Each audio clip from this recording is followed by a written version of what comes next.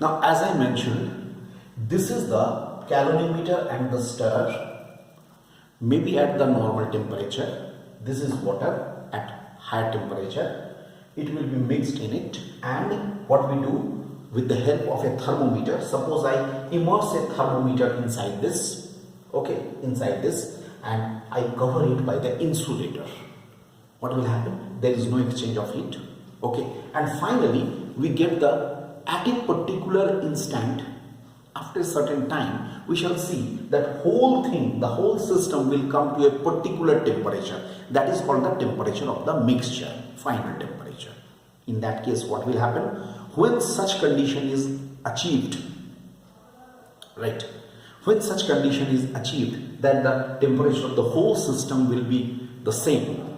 At that time, heat gained by the hotter body, heat gained by the colder body is equal to heat lost by the hotter body. And heat gained or lost by a substance is given by this formula. Delta Q is equal to M into C into delta T. Delta T, small t, is in degree Celsius. Here, capital T means in degree Kelvin. I remind you again, since it is mass of the substance, C is here called, C is a term called specific heat capacity, and delta T is the change in temperature. Maybe increase in temperature, maybe decrease in temperature. If it is gained, increase in temperature. If it is lost, decrease in temperature. That means it is a temperature difference. Maybe in degree Celsius, maybe in Kelvin, value will be the same. Then, this is the formula. So, what is C? C is equal to delta Q divided by M into delta T, let us say. For M is equal to 1 and delta T is equal to 1, we get, what we get? C is equal to delta Q. From here, you can define specific heat capacity. I just tell you, in specific heat capacity may be written as SHC in short. C is equal to delta Q. Hence, you can write, hence the specific heat capacity of a substance. Hence, the specific heat capacity of a substance may be defined as, the specific heat capacity of a substance may be defined as the heat gained or lost. It may be defined as the heat gained or lost by unit mass of the substance. Heat gained or lost by unit mass of the substance if its temperature rises or falls by unit T. If its temperature rises or falls by unit T. That is the definition for specific capacity. And what is specific capacity? Unit of specific capacity? Unit of SHC. Small c is the notation for the specific capacity. And what is the unit for specific capacity? It is joule per kg per degree Celsius or joule per kg per Kelvin. Okay? For solids and liquids, okay, for solids and liquids, specific capacity of a substance is a constant. Mind this, I am categorically telling you, for solids and liquids, not for gas. For gas, it has not a single value. I will come to that point later on. For solids and liquids, the value of C is a constant. Okay? Value of C is a constant. For example, water. 4200 joule per kg per Kelvin. Okay, it's a fixed value, very high. Okay, so the value of specific capacity is a constant quantity. Generally in the numericals it is given. So this is about the specific capacity. Now I just want to discuss one more thing. This is about the specific capacity. Now I want to discuss the Let us now discuss the latent heat. Look, latent heat is always concerned, it is concerned with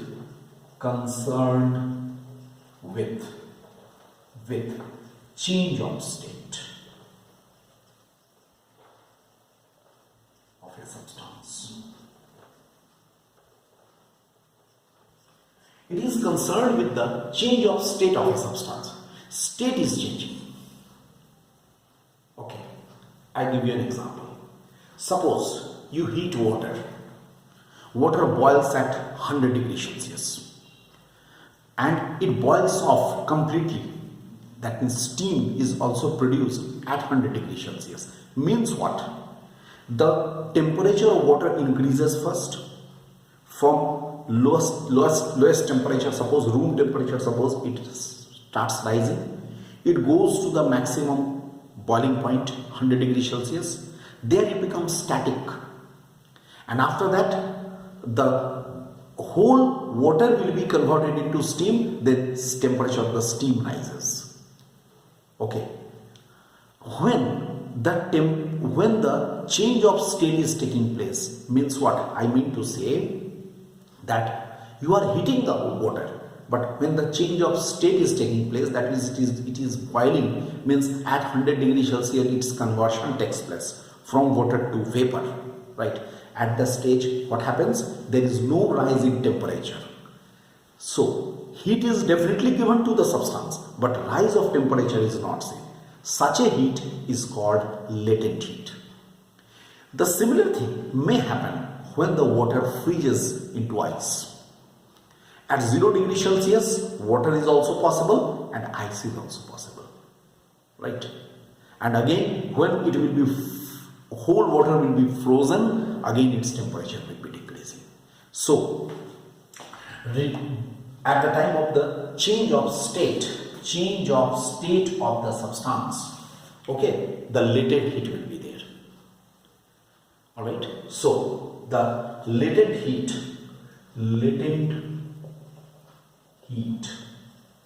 is given by the formula delta Q is equal to M into L. Delta Q is equal to M into L. M is the mass of the substance. M is called the mass of the substance, and L is called specific latent heat capacity. Look, capital L is called specific latent heat capacity. Specific latent heat capacity. Okay. So, what we can say? The specific latent heat capacity, it is called SLHC. Specific latent heat capacity may be of two types. One is specific latent heat capacity of fusion, and another is specific latent heat capacity of vaporization.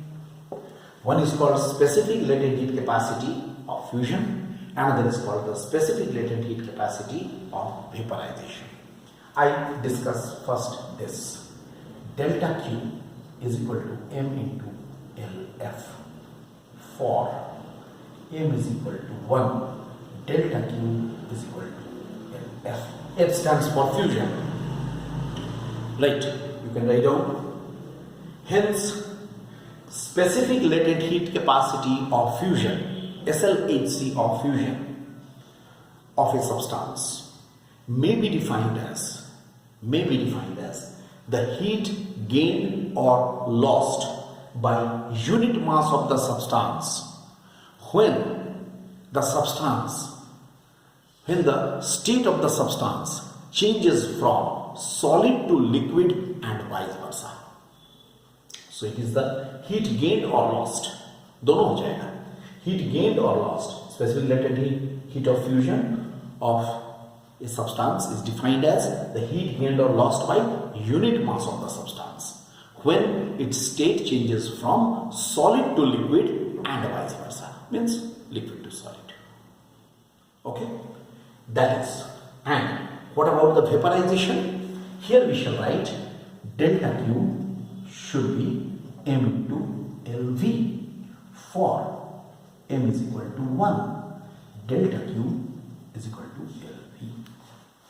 Hence, specific latent heat of vaporization may be defined as the heat gained or lost by unit mass of the substance when its state changes from liquid to vapor and vice versa.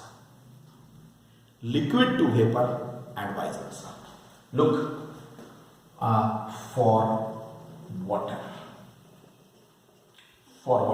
Look, I just tell you, for water, LF is 336 into 10 cube joule per kg. Obviously, you can understand the unit of LF will be, or L will be joule per kg. Similarly, LV 2260 into 10 cube joule per kg. Look, this is just for your example. For water, most common liquid water. In case of water, how much it is? This. In this, I tell you, in NCERT, the reasoning question is there. You know, the 100 degree Celsius water and 100 degree Celsius steam.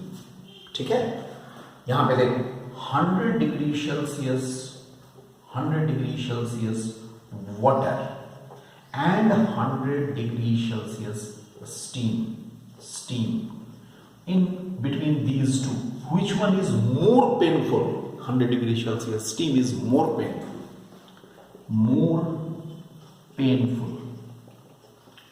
100 degree Celsius steam is more painful. Why? Because in a particular amount at 100 degree Celsius, steam will have more amount of the heat contained as compared to 100 degree Celsius water. Per kg इतना amount of the heat excess रहेगा. Latent heat जितना है 2260 into 10 cube joule per kg, 1 kg में इतना amount of the heat उसमें ज़्यादा रहेगा. तो heat ज़्यादा रहने से ही तो painfulness बढ़ेगा. So 100 degree Celsius steam is more painful than 100 degree Celsius water. Similarly, if I consider 0 degree Celsius ice and 0 degree Celsius water, both are possible. So 0 degree Celsius ice and 0 degree Celsius water. Okay, I take this example. In this, more chill. Which one will be 0 degree Celsius ice? क्योंकि इसमें से इतना amount of the more heat extracted रहेगा पर KG. Heat कम रहने से उसमें coldness का फीलिंग ज्यादा होगा. मोर chill, although temperatures are equal. So mind this, here temperature is not the decisive factor. Here the factor important is the heat contained. Heat ज्यादा होने से भी पेनफुल, हीट कम होने से भी चिल का फीलिंग ज्यादा होगा. Understand? So this is about this whole thing about our specific capacity and specific latent heat capacity.